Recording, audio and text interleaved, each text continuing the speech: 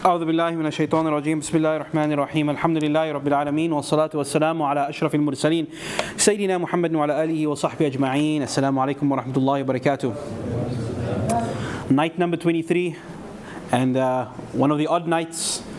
I know everybody looks a bit tired, but may Allah subhanahu wa ta'ala grant us the ability to make the most of this evening. Ameen.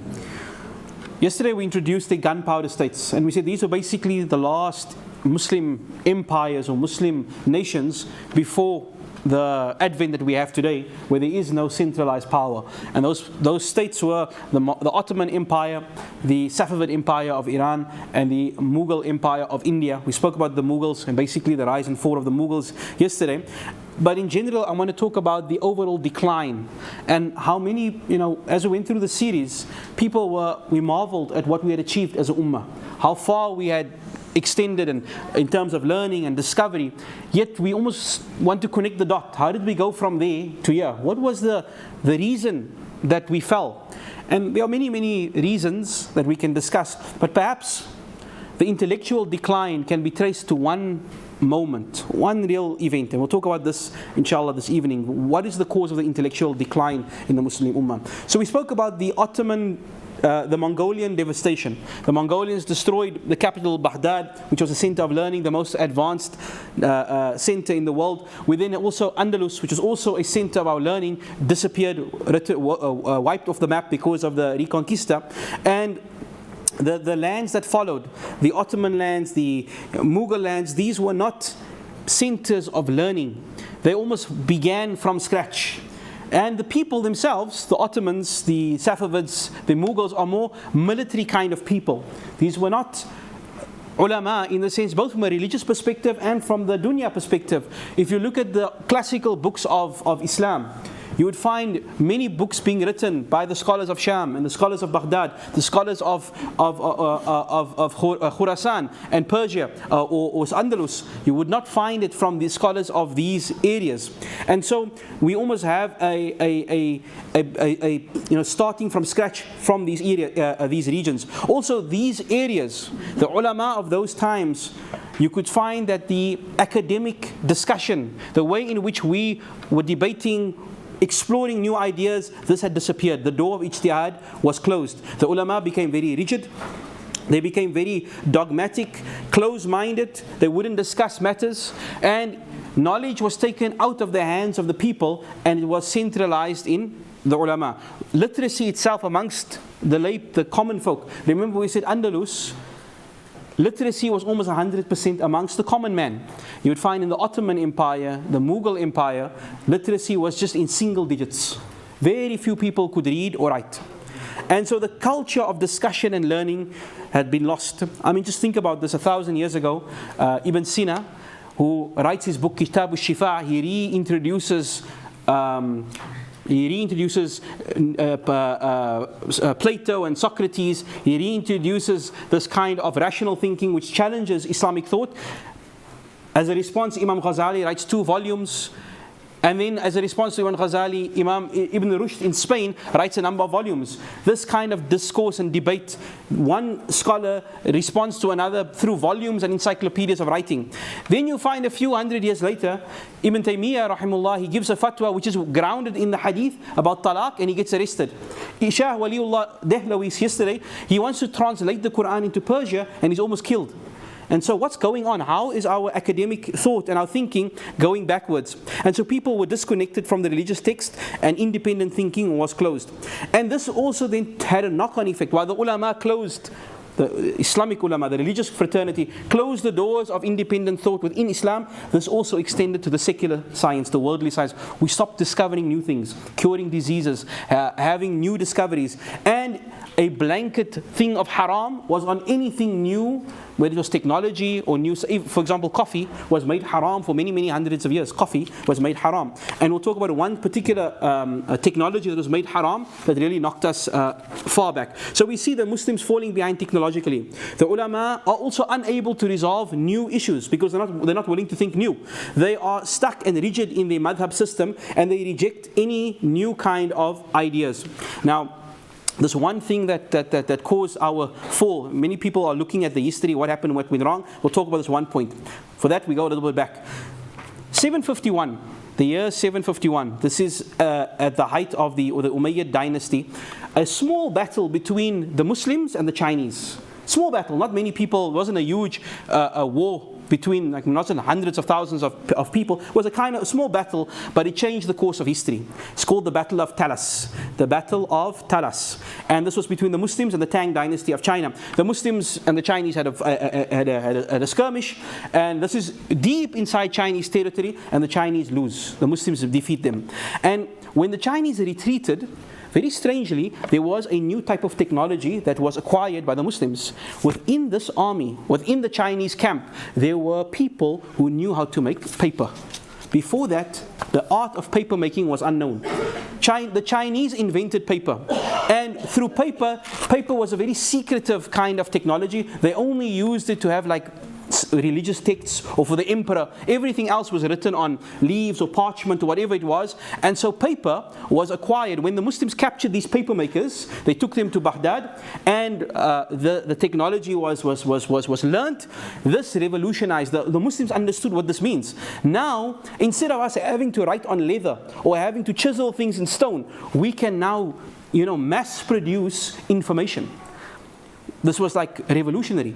And so the Muslims took paper making from the Chinese, and they became the best paper makers in the world. And as you're making more paper, you're writing more books, you are spreading, proliferating knowledge across the ummah. And through that, we had libraries, and we had schools, and we had knowledge generationally building on. One generation now has books, builds on from the next generation. And from there we had universities and all the great scientific discoveries, algebra, medicine, astronomy, all of these wonderful things. A wonderful fact that I always mention is the first university in the world was established by a lady, Fatima Fihri, 859. This is 1,100 years before Cambridge was basically established, or ladies went to Cambridge. 1,000 years. A lady establishes university in Islam. 1,000 years later is the first time ladies in Europe go to university.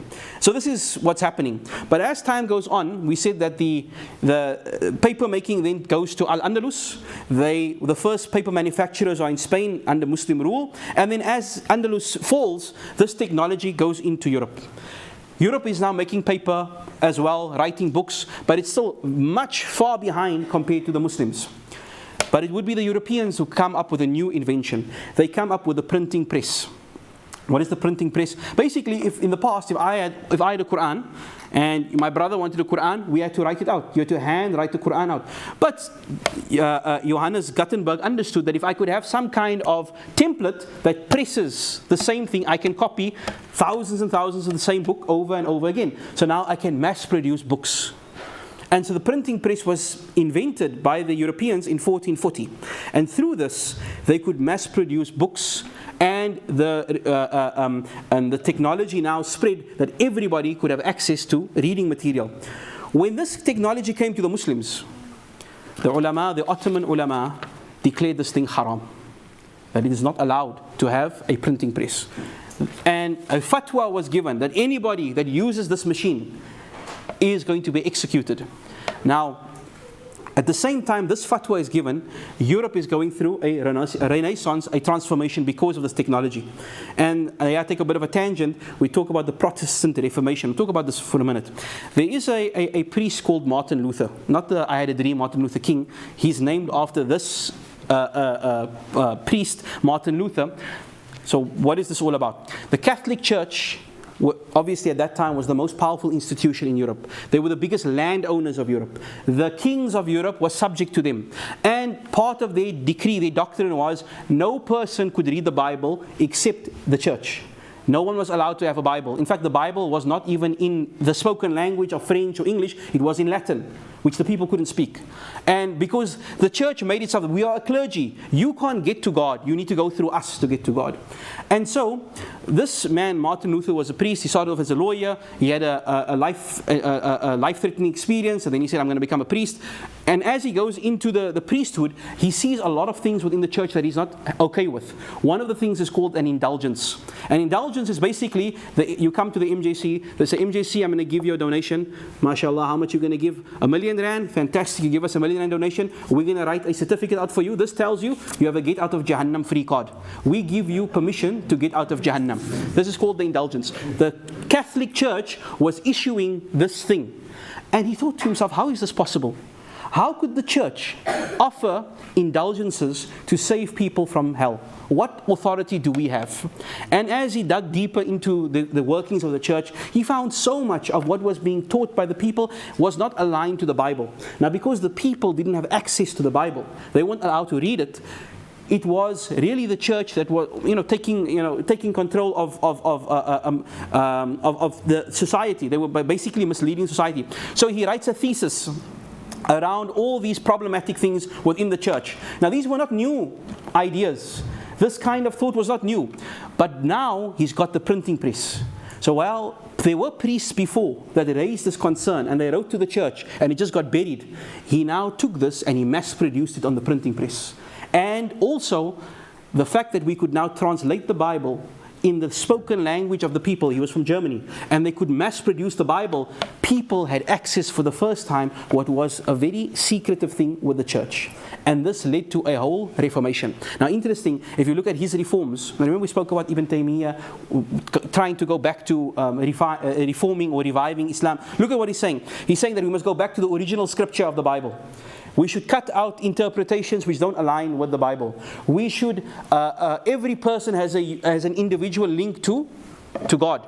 And certain practices that are not found in the Bible must be taken away from. Idols and these things must be removed. It's basically looking at what is happening in the Muslim lands. And that is why the first Quran that's translated into German, the person who writes the foreword is this Martin Luther. Martin Luther is inspired by what he's seeing with the Muslim, that with Islam. We don't have a clergy. We don't have a pope.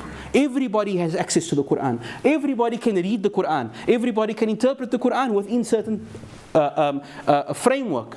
And this is what he says, what we should have the same thing within Christianity. And so he leads a reformation. And this reformation turns Europe upside down. Many of the European monarchs are in favor of this, because now the church doesn't have a monopoly on land.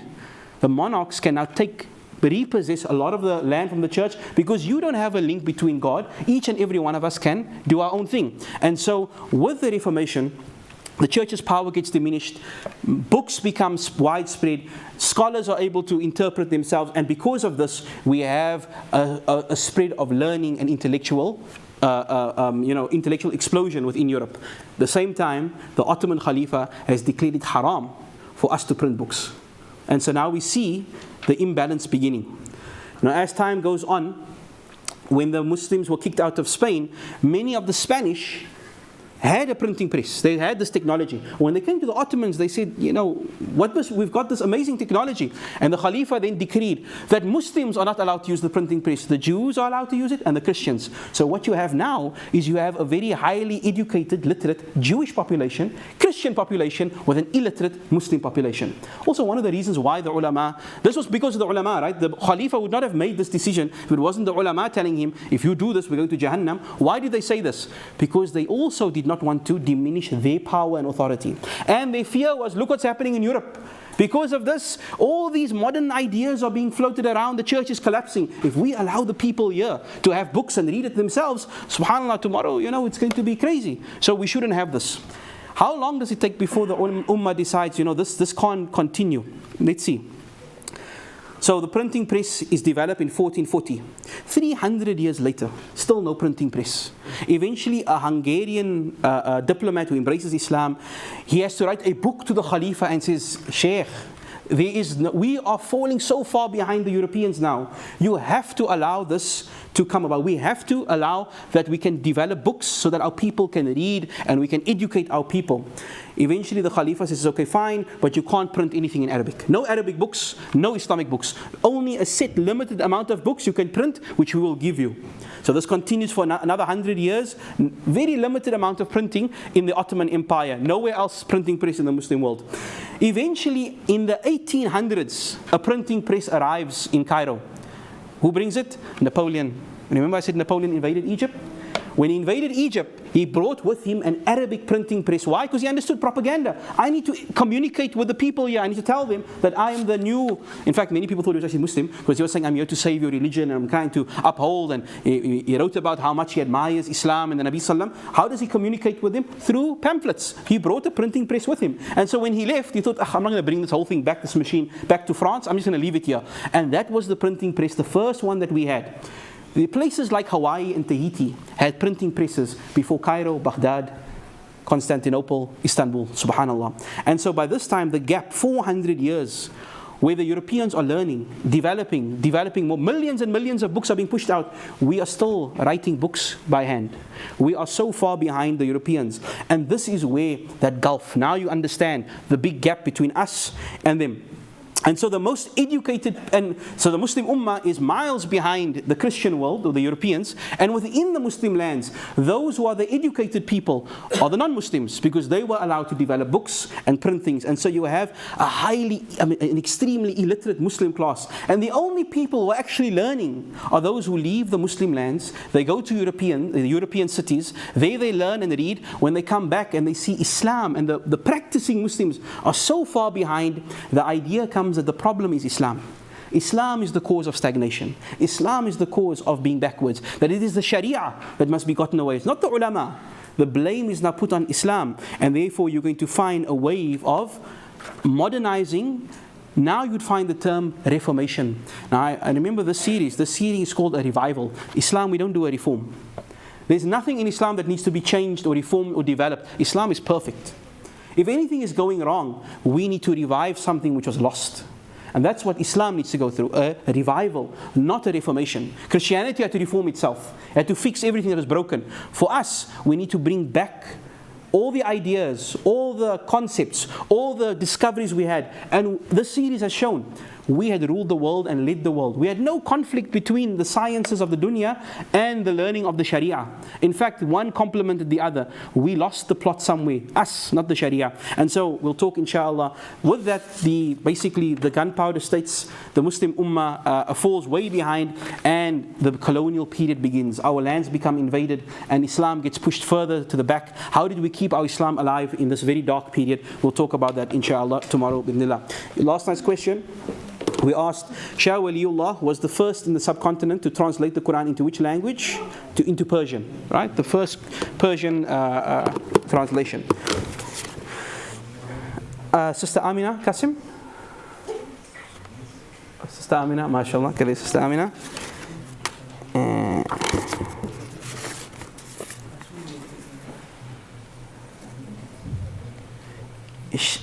Shamir Ariftin, mashallah. Okay, Jazakallah khair.